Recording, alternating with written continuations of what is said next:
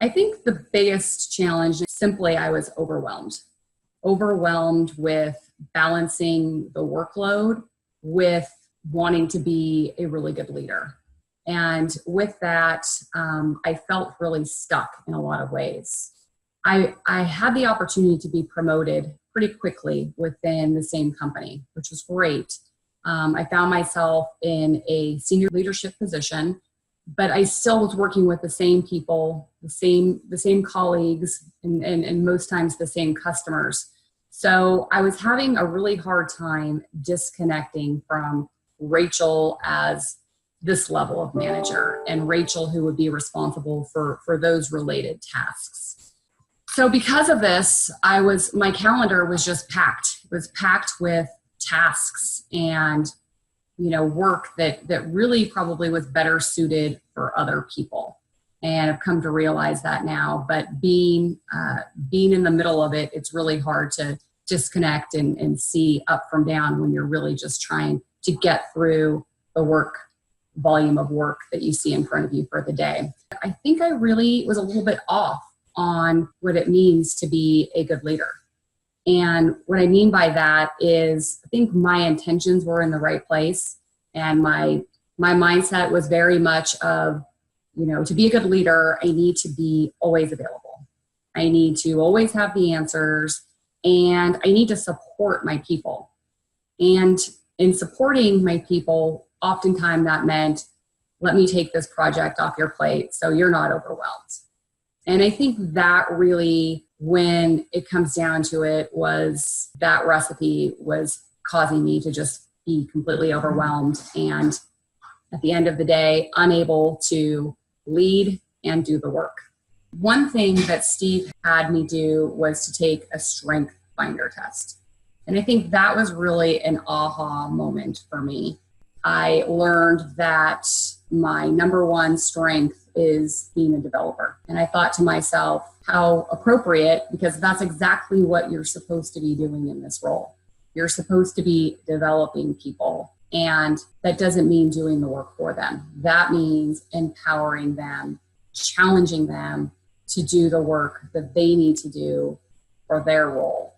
So I think that was really a big aha moment for me.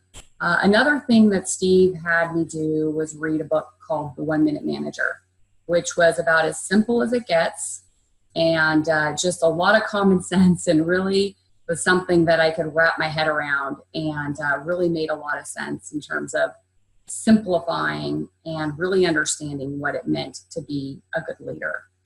Steve gave me a lot of tools to be more organized, to understand prioritizing, to understand delegation. And using those tools, I was able to change my mindset and appropriately put the task or the responsibility in the right box or with the right person, so that I could free up my time to really be the leader that I wanted to be and that my people needed me to be. I've learned that I'm not a good multitasker. That was one thing that I learned. And for me, part of being a good leader means what I've come to learn is that being a good leader means being a good listener and allowing people to find their own direction and really just support them along that way. So by multitasking and doing all these different things at the same time, I wasn't listening. I wasn't open to listening. I was too busy trying to have the answer or solve the problem.